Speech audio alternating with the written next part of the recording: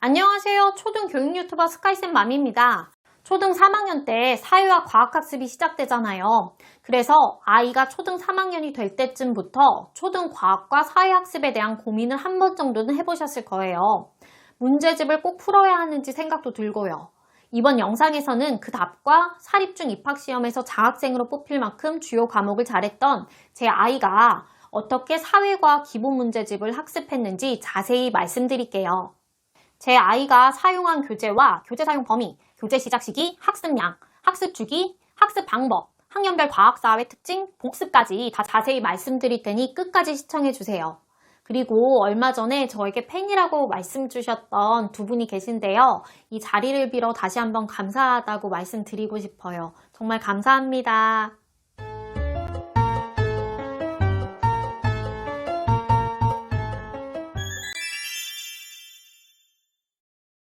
요즘 단원평가 정도로 가볍게 시험을 봐서요. 사회와 과학 문제집을 풀지 말지 고민하시는 분이 있으실 거예요. 우선 이 대답을 드리고 학습법에 대해 자세히 알아볼게요.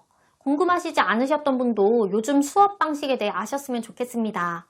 저는 초등 과학과 사회 기본 문제집을 반드시 풀었으면 좋겠어요. 요즘 혁신 수업이라고 해서 활동과 토론을 중심으로 하는 수업이 운영되거든요. 이게 어떻게 생각하면 플립러닝 방식과 유사해요. 플립러닝이라는 말이 어려우니까요. 그냥 예전 수업 방식과는 반대라고만 생각하세요. 예전에는 수업을 받은 뒤 과제를 했잖아요. 그런데 플립러닝 방식은 그와 반대로 학생이 미리 자료를 읽어 학습을 한 뒤에 수업에서 토론을 하고 과제를 푸는 거예요. 그런데 학교 수업이 완전히 플립러닝 방식은 아니고요. 선생님께서 이론도 설명해 주세요. 하지만 토론 같은 활동들을 해야 하니까 이론의 비중이 많지 않아서요. 제 아이 행복이가 초등학교 때 한 담임선생님이 저한테 사회와 과학을 혁신 수업으로 진행해서 아이들이 이론을 잘 모르는 것 같아 고민이라고 말씀하시면서 제 생각을 물으시더라고요. 이렇게 선생님이 고민을 하실 만한 수업 형태이지만 아이가 미리 가정 내에서 학습을 한다면 토론과 여러 활동들을 통해 적극성과 논리력, 사고력 등을 확장할 수 있는 좋은 수업 방식이에요. 제 아이 같은 경우 공립초에서는 혁신 수업을 많이 했지만 사립초에서는 공립초에 비해 혁신 수업이 적었어요. 학교마다 다르겠지만 혁신 수업 위주의 수업이라면 가정 내에서 미리 학습을 시켜야 학교 수업을 잘 따라갈 수 있어요. 그리고 혁신 수업에서 얻고자 하는 학습 효과도 제대로 누릴 수 있으니 문제집으로 공부시키셨으면 좋겠습니다. 제 아이 행복이는 3학년 때부터 6학년 때까지 우공비 사회와 과학으로 공부했어요. 행복이 말로는 사립초 중간 기말고사 때 보면 다들 이 문제집을 가지고 있다고 하더라고요. 약간 과장도 있겠지만 많은 아이들이 푸는 건 확실한 것 같아요. 행복이가 이 교재를 꾸준히 선택한 큰 이유는 이 책의 캐릭터 카카오 프렌즈인 것 같아요. 일단 예쁘니까 공부할 맛이 좀 더 난다고 해야 할까요? 저는 우공비 과학과 사회를 기준으로 말씀드리지만 우공비가 아니라 비슷한 포맷의 해법 교재를 쓰셔도 됩니다. 그리고 아이가 기본 문제집인 우공비 책이 어렵다면 좀 더 쉽게 접근할 수 있는 우공비 1일 과학이나 사회를 사용해도 돼요. 하지만 1일 시리즈는 우공비보다 설명과 문제가 적어 제 개인적으로는 1일 시리즈보다는 우공비를 추천하고 싶어요.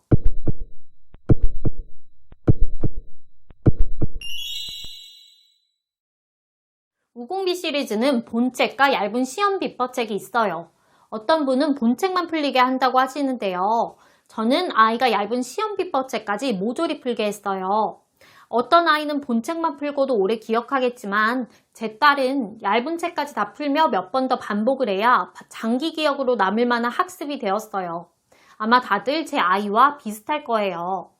제 아이가 사립초에서 5학년 때 평균이 99.75점, 99점, 97.75점이었거든요. 아이가 이 성적에 못 미친다면 얇은 시험 비법책까지 푸는 것을 고려해보세요. 장학생인 제 아이는 완벽하게 부록책까지 다 풀었어요. 그게 아니어도 제가 교재를 잘 풀게 한 이유는요. 아이가 학습에 대해 갖는 태도와 마음가짐 때문이에요. 제가 아이에게 공부는 제대로 하는 거라고 강조하는데 문제집의 일부를 풀지 않는다면 아이가 어떤 생각을 가지겠어요. 문제집에 필요한 부분만 골라서 풀어도 된다는 생각을 가질 수 있겠죠. 전 아이가 문제집을 꼼꼼하고 성실하게 제대로 다 풀고 끝맺음을 하는 것을 가르치고 싶었어요. 교재를 통해서 아이가 학습이나 1등에서 갖는 성실하고 제대로 된 태도와 마음가짐을 만들려는 의도에서요. 혁신 수업은 미리 내용을 알아야 수업을 잘 이해하고 적극적으로 참여할 수 있어요. 그렇게 하려면 문제집의 진도는 학교 수업보다 빨라야 해요. 최소 학기 시작 한 달 전에는 교재를 시작해야 해요. 학기 시작 직전에 사서 푸는 거는 비추예요. 그리고 완벽하게 부록체까지 풀려면 학기 시작 한 달 전에 시작해야 해요.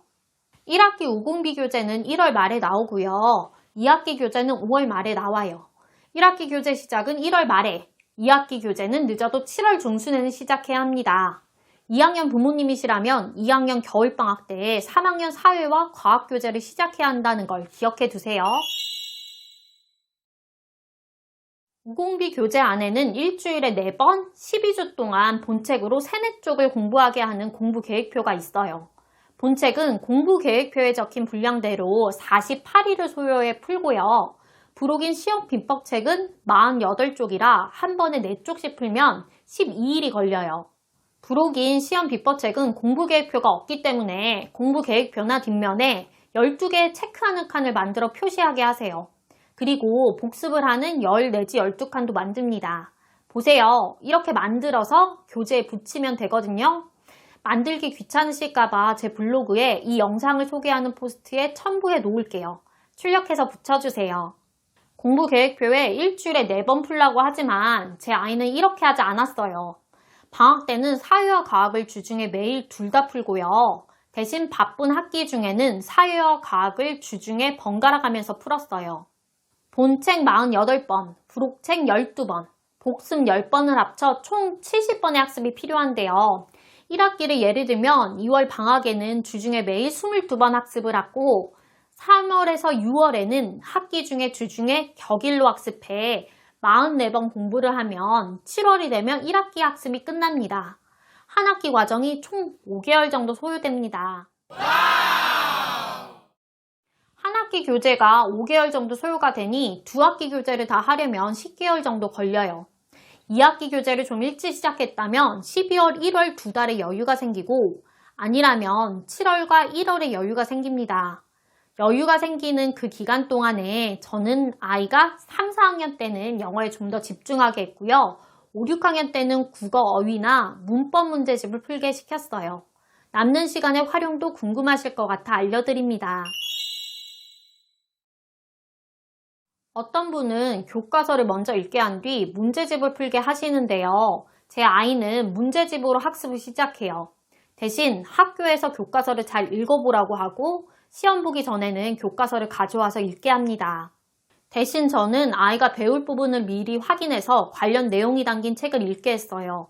다는 아니지만 일부는 그렇게 했어요. 책으로 이미 읽어서 아이는 쉽게 학습할 수 있거든요. 다음 학기 교재의 목차가 궁금하시면 인터넷 서점에 미리 보기에서 확인하시면 됩니다. 문제집을 읽다가 개념이나 이론을 설명하는 내용 정리 부분에서 아이가 막히는 부분이 있다면 그 단어를 찾아서 알아보게 합니다. 사전이나 인터넷 검색을 통해 알아보면 될 거예요. 아이가 찾아봤는데도 모르는 부분이 생기면 그 부분에 대해서 다시 찾아보게 합니다. 이런 식으로 꼬리에 꼬리를 무는 방법으로 계속 찾아서 알아보게 합니다. 이런 식으로 찾다 보면 제가 설명해 줄 게 거의 없어요. 내용을 잘 알도록 내용 정리를 꼼꼼하게 읽고 이해하게 시켜주세요. 문제의 경우 하루치 분량을 푼 뒤 매일 채점하셔도 되고 주말에 몰아서 채점을 하셔도 됩니다. 전 주말에 한꺼번에 몰아서 채점을 하고 아이가 저와 함께 답을 알아보게 했어요. 하루치 분량이 많지가 않고 매일 봐주려면 제가 귀찮아서 주말에 몰아서 봐주었어요. 전 부모도 편해야 아이 학습 코치를 기분 좋게 잘 할 수 있다고 생각해서요. 제가 편한 것도 고려했어요. 하지만 아이가 문제를 많이 틀린다면 매일 채점해 주시고 고치게 하는 게 좋을 겁니다. 아이가 틀린 문제를 다시 풀게끔 하는데요. 이때 빈약하게 쓴 서술형의 경우 답지를 보고 정성스럽고 꼼꼼하게 쓰게 합니다. 문제를 고치는 걸 봐주기 힘드시다면 교재 내에 있는 QR코드를 활용해 아이가 답을 알아보게 하셔도 됩니다. 그리고 아이가 고친 문제를 다시 읽게 해 간단히 복습하게 했어요. 초등 과학의 특징은 초중간이나 중등에 연계가 되니 애초에 제대로 학습을 하면 좋다는 겁니다. 또한 암기할 게 많은 학기에는 복습 시간을 좀 더 여유롭게 하려 합니다. 3학년 1학기 과학 내용 중 일부는 5학년에 연계가 되고 3학년 2학기 과학은 4학년과 중학교 1학년 때 연계가 돼요. 3학년 2학기의 지층과 화석은 외울 게 많으니 복습 시간을 좀 더 길게 잡아야 합니다. 4학년 과학은 무난하고요. 5학년 1학기 과학의 태양계와 별은 6학년 때 연계되고 5학년 2학기 과학 중 상과 연기 부분은 암기할 게 많아요. 이때도 복습 시간을 좀 길게 잡아주세요. 6학년 1학기에 지구와 달의 운동에서 외울 게 많고요. 6학년 2학기 때는 우리 몸의 구조와 기능도 외울 게 많아요. 6학년은 외울 게 많으니 복습 시간을 길게 잡아주세요. 사회의 경우 5, 6학년 때 한국사를 다뤄서 암기할 게 정말 죽음으로 많습니다. 5학년 전에 한국사에 대한 책을 읽어 아이가 수월하게 공부할 수 있게 해주세요. 우선 항상 바로 직전에 학습한 부분을 읽고 학습을 시작합니다. 문제만 풀었다면 해당 이론이 있는 부분을 읽게 하세요. 이미 꼼꼼하게 알아보며 공부했기 때문에 오래 걸리지 않아요. 계속 반복적으로 읽으며 학습한 내용을 다져가게 했어요. 제 딸이 다녔던 사립초는 1년에 3번 중간고사와 기말고사를 봐서요. 시험 대비 공부를 시키며 복습을 시켰어요. 시험을 보기 때문에 딸딸 암기할 정도로 공부했어요. 제 딸이 제대로 암기했는지 알아보기 위해 말로 시험을 보았는데요. 제가 소제목이나 소소제목을 말해주면 딸이 그 내용을 말했어요. 제 딸은 쓰는 것을 귀찮아해서 말로 시험을 보았지만 쓰면서 시험을 봐도 됩니다. 그리고 전에 틀렸던 문제를 다시 공부하게 했어요. 틀린 서술형 같은 경우에는 꼼꼼하게 답안지를 보며 작성을 했기 때문에 복습할 때 제대로 공부할 수 있었어요. 공립초는 단원평가를 보잖아요. 이때를 기회로 삼아 복습을 시키세요. 꼭 100점은 아니어도 아이가 어른으로 성장하기 위해 필수적인 교양이라고 말씀하시면서 아이가 복습을 좀 더 적극적으로 하게 만드세요. 그리고 하나 더 추가했으면 하는 복습이 있어요. 부록인 시험 비법책을 보면 내용을 정리한 부분이 있어요. 이 부분의 진도를 나갈 때 말이나 글로 설명하게 합니다. 복습을 할 때 복습칸에 표시와 함께 복습한 단원을 적어 복습이 제대로 진행되고 있는지 점검해 보세요. 제가 만든 표에는 복습이 몰아있지만 학습 중간중간에 활용해야 합니다. 제가 자세히 설명하느라 내용이 많아서요. 영상 마지막에 간단하게 정리해 놓을게요. 혹시 궁금하신 점이나 영상으로 제작했으면 하는 내용이 있으시다면 댓글 남겨주세요. 그리고 이번 영상이 도움이 되었다면 좋아요와 구독 부탁드립니다. 시청해주셔서 감사합니다.